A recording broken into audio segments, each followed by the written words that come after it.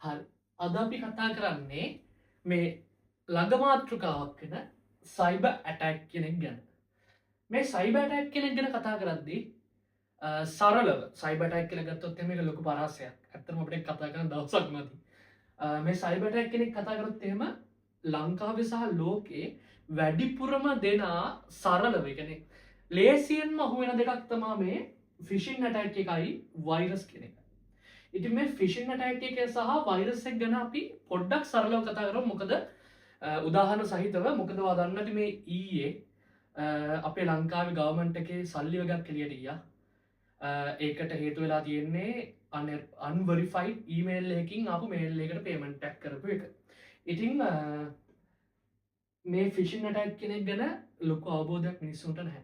මේ ඇටැක් එක ගැන අවබෝධය නැති හින්දා තමයි ගොඩක් අය උදේවා නැගිටිද්දි දකින්නේ Facebook එකේ page එක නැති වෙලා මට Facebook account එක නැති වෙලා YouTube account එක නැති වෙලා e-commerce platform Amazon account එක නැති වෙලා eBay account එක නැති වෙලා ඒ වගේම ඔය වගේ තියෙන social media හැම එකක්ම නැති වුණා ගගා post දාන්නේ ඔය මෙන්න මේ phishing attack එකට අහු වෙච්ච අය. ඒක ඔය phishing attack එකක් කියලා කොහොමද අඳුරගන්නේ කියලා තමයි අපි මුලින්ම බලන්න ඕන. මොකද මේ phishing attack එකක් කියලා කියන්නේ සාමාන්‍යයෙන් මම සරලව ගත්තොත් එහෙම ඔයා හිතන්න ඔයා කම්පැනි එක වැඩ කරනවා. ඒ කම්පැනි නම රේන්කෝ කියලා හිතමු. එතකොට කම්පැනියේ ඔයා වැඩ කරනවා නම් ඔයා සාමාන්‍යයෙන් ඒක ලොකු කම්පැනියක්. ඒ ලොකු කම්පැනිය ඇතුළතදී ඔයාටම ආවෙනික වෙච්ච ඊමේල් එකක් ඔයාට හම්බ වෙනවා. ඔයා HR එකේ හරි, ඔයා accountant department හරි, ඔයා IT හරි මොකේ වුණත් ඔයාටම ගැලපෙන, ඔයාටම හරියන, ඔයාටම යුනික් ඊමේල් එකක් ඔයාට හම්බ වෙනවා. ඒක වගේ නම මම ගත්තොත් එමු pamod@rainco.lk වගේ ඊමේල් එකක් හම්බ වෙනවා. එතකොට ඔයා හිතන්න ඔය ඊමේල් එක අපිට හදලා දෙන්නේ Outlook කියලා අපි කියන්නේ IT වලින් IT කම්පැනි එක යූස් කරන ඕනම කම්පැනි එක IT එකක් තියෙන ඔය IT එකට පුළුවන් Outlook කියන O365 කම්පැනිය හරහා අපිට අපේ වැඩ කරන කට්ටියට ඊමේල්ස් අපිට දෙන්න. ඒ විදිහට සපයපු ඊමේල් එකක් තමයි මේ සරලව කියන්නේ මට සරලව කියන්න දෙන්නේ නැහැ. හැබැයි මම සරලව කියන්න. එහෙම සපයපු ඊමේල් එකක් තමයි අපිට ලැබෙන්නේ. ඔය වගේ ඔයාට කම්පැනි ඩොමේන් එකක් තියෙනවනේ. ඔයා හිතන්න ඔයාට පේමන්ට් එකේ එන්නේ මොකක් හරි කම්පැනියක් ඔයා හිතන්නකෝ සිද්ධාලේප කියලා. සිද්ධාලේප කම්පැනියෙන් ඔයාට සිද්ධාලේප කම්පැනියෙන් සිද්ධාලේප එකේ වැඩ කරන account එකේ හරි account team එකේ හරි නැත්තං HR team එකේ හරි වැඩ කරන කෙනෙක්ගෙන් ඔයාට ඊමේල් එකක් එනවා ඔයාගේ pamod@rainco.lk ඊමේල් එකට මේ මෙන්න මෙහෙම පේමන්ට් එකක් තියෙනවා කරන්න කියලා. ඉතින් ඕක ඔයාලා දැන් monthly ලොකු කම්පැනි එකක වැඩ කරනවා නම් monthly ඔයාලා සප්ලයි කෙනෙක්ට පේමන්ට් කරනවා නම් ඔය විදිහට ඔයාලා දන්නවා ඇති ඔයාලට ඊමේල් වල සයිකනේ හොඳ කම්පැනි ඊමේල් එකක් නම් ඒ වගේ කෙලින්ම කස්ටම් ඩොමේන් එකකින් තමයි එයාලගේ ඊමේල් එක මේ වෙරිෆයි වෙලා තියෙන්නේ. ඉතින් ඔය වගේ ඩොමේන් අපිට ඕන තරම් ගන්න පුළුවන්. ඔයා හිතන්න ඔයාට සිද්ධාලේප ඔයාට ආව ඊමේල් එක info@siddhalepa.lk එකෙන් තමයි හැමදාම පේමන්ට්ස් එන්නේ මේ පේමන්ට්ස් කරන්න කියලා ඊමේල් එන්නේ කියලා හිතන්නකෝ. හැබැයි ඔය අතරතුර ඔයාට එන්න පුළුවන් ඊමේල් එකක් siddhalepa.lanka.lk කියලා ඊමේල් එක. හැබැයි ඕක අපිට එකපාරට නෝට් වෙන්න පුළුවන්. ඕක නෝට් නොවි එකපාරට අපි ඕක ඇත්ත කියලා හිතලා අර වගේ පේමන්ට් එක කරන්න පුළුවන්. ඕක තමයි සාමාන්‍යයෙන් ෆිෂින් ඇටැක් එකකදී මේ වෙලාවේ ලංකාවට වෙලා තියෙන්නේ. හැබැයි ඔයා හිතන්න ඔයාට ඒක ගැන හරි අයිඩියා එකක් තියෙනවා නම් ඔයාට පුළුවන් හැමතිස්සෙම මේ වගේ ඊමේල් එකක් ඇද්දී විශේෂයෙන්ම account and HR department වලදී අනිවාර්යෙන්ම ඔයාට පුළුවන් වෙන්න ඕන ඊමේල් එක ඩබල් චෙක් කරන්න. ඔයාලා කලින් පේමන්ට් කරපු ඊමේල් එකමද මේක නැත්නම් වෙන ඊමේල් එකක්ද මේක කියලා ඔයා පොඩ්ඩක් ඒක ඩබල් චෙක් කරගන්න ඕන. ඔය වගේ අපිට පුළුවන් ස්පෑම් මේල් යවන්න. ඔය ස්පෑම් මේල් යවුවට පස්සේ ඒක සමහර වෙලාවට ඒ කියන්නේ ඔයා හිතන ඔයාට පුළුවන් ඩොමේන් එකක් නැත්නම් සිද්ධාලේප ලංකා කියන ඩොමේන් එක ඔයාලා ගන්න පුළුවන්. ඒ වගේ සාමාන්‍ය කියන්නේ ඔයාට පේමන්ට් එකක් කියන කම්පැනිස් වලට ඒ වගේ ළඟින් යන ඩොමේන්ස් අපිට අරගෙන ඒ වගේ ස්පෑම් මේල් යවන්න පුළුවන්. ඔන්න ඔය වගේ සයිබර් ඇටැක් එකක් තමයි මේ ෆිෂින් ඇටැක් එක තමයි මේ වෙලාවේ ලංකාවට වෙලා තියෙන්නේ. ඉතින් අපි මොකද්ද කරන්න ඕන?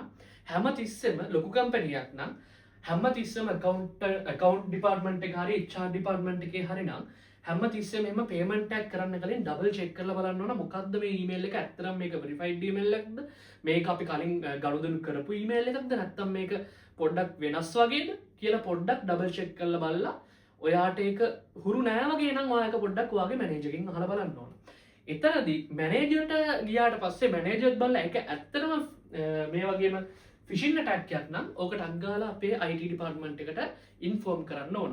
මොකද අර මම ඔයාලට කලින් කිව්ව මතකද O365 අපිට ඊමේල් හදලා දෙන කම්පැනි තියෙන්නේ. අපිට පුළුවන් O365 සර්වර් එකට දාලා අපිට පුළුවන් ඒ ආව ඩොමේන් එක ඔයා හිතන්න අර siddhalepa.lk කියන එක ඇත්ත ඩොමේන් එක. හැබැයි siddhalepa.lanka.lk කියලාකින් ආව ඊමේල් එකේ ආව ඒ siddhalepa.lanka.lk කියන එක අපිට පුළුවන් ඒ අපේ Outlook එකෙන් සම්පූර්ණ බ්ලොක් කරලා දාන්න. ඒ බ්ලොක් කරාට පස්සේ ඒ ඩොමේන් එකෙන් අපේ ඊමේල් අපේ කම්පැනි තියෙන කිසිම ඊමේල් එකකට ආයි ඊමේල් එන්නේ නැහැ. ඒ විදිහට අපිට පුළුවන් O365 එකෙන් හදන්න. ඔය වගේ ප්‍රොසීඩියර් තමයි ඇත්තටම කම්පැනි එක දුවන්න ඕනේ. මොකද සාමාන්‍යයෙන් අපි කතා කරොත් එහෙම වයස 35 40 අතර ඒ කියන්නේ පොඩි වය කියන්නේ වයස 20ත් 40ත් අතර කට්ටියට ඔය ගැන පොඩි දැනුමක් තියෙනවා, අවබෝධයක් තියෙනවා. හැබැයි ඔය අලුතෙන් ඒ කියන්නේ ගොඩක් පරණ අය, ඒ කියන්නේ අවුරුදු 45 50 වගේ අය කම්පියුටර්ස් ඒ කියන්නේ ඩිවයිසස් යූස් කරන්න පටන් ගත්තේ මේ ළඟදී. එතකොට යාලට ඒක ගැන ලොකු ඒ කියන්නේ අවබෝධයක් නැහැ. ඉතින් ඒක සාමාන්‍ය දෙයක්. ඉතින් එතකොට අපි එයාලට ඒක මොකක්ද මේකෙන් වෙන්නේ? මේක මොකක්ද? මේක ගැන හොඳට දැනුවත් කරලා තියන්න ඕන. මොකද එහෙම වුණොත් තමයි එයා අපිට පුළුවන් වෙන්නේ අපේ ඔය වගේ ෆිෂින් ඇටැක්ස් වලට අහු වෙන එක නතර කරගන්න. ඉතින් ඔය වගේම ෆිෂින් ඇටැක් එකකට මම තව උදාහරණයක් දෙන්නම්. ඔයා මම කලින් කිව්වා වගේ දකින්න නේද ඔය Facebook account එකේ page එක නැති වෙලා තියෙනවා, YouTube account එක නැති වෙලා තියෙනවා කියලා කට්ටිය post දාන්නේ. ඒත් ඒ වගේ තමයි.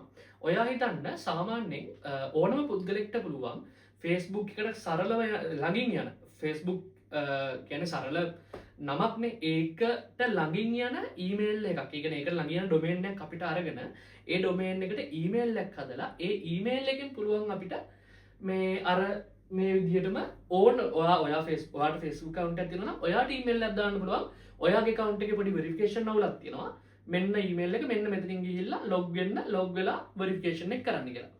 ඒකේ ඊමේල් එක ඔයා හරියට නොබලා ඔයා ඒකට log වුණොත් එහෙම අනිවාර්යෙන් ඔයාගේ account එකේ access ටික අර phishing එකේ යොපු එක්කනට යනවා.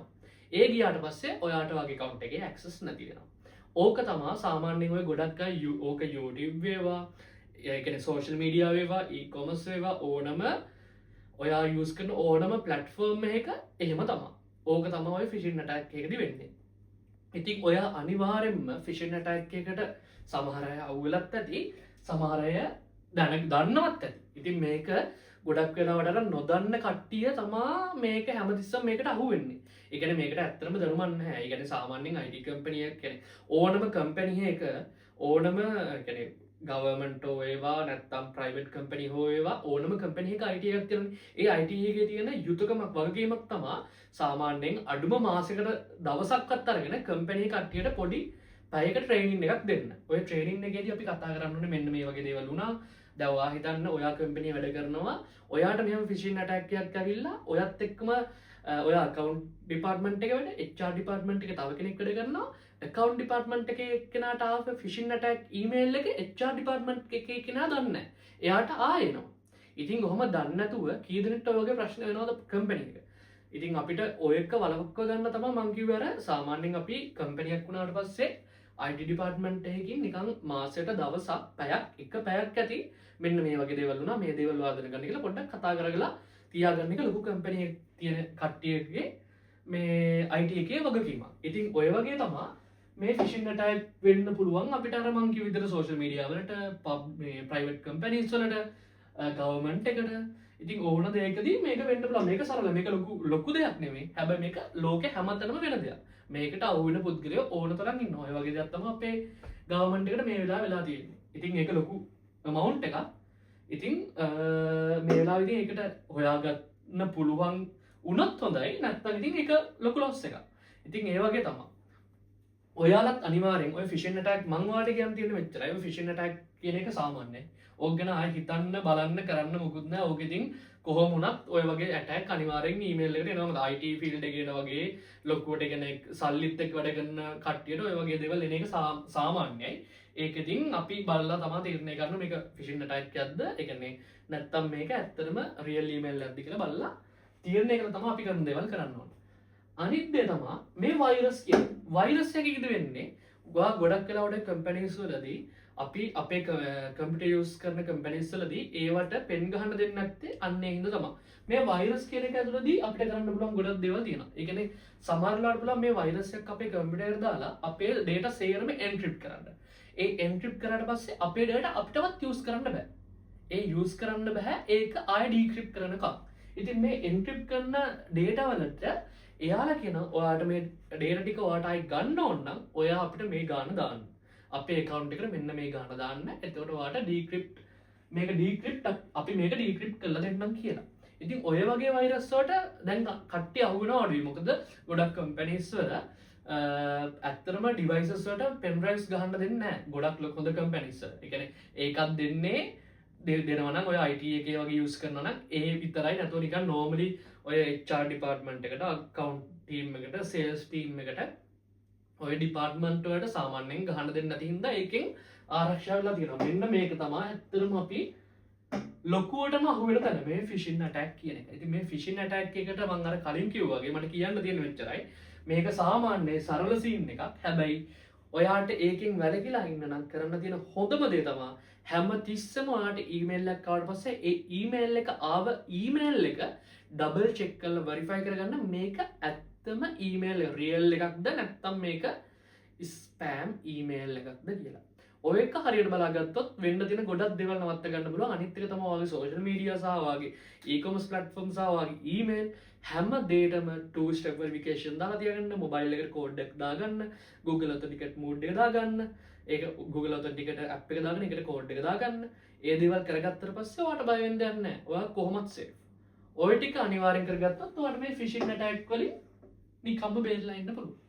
මේක ඉතින් මම කිව්වේ මේක ගැන දන්න අය ගොඩක් ඉන්නවා. මම මේක මේ වෙලාවේ ට්‍රෙන්ඩ් වුණ මාතෘකාවක් ඉන්න මේක ගැන මට පුළුවන් විදිහට කතා කරේ. මේක ගැන කතා කරන දවසක් මදි.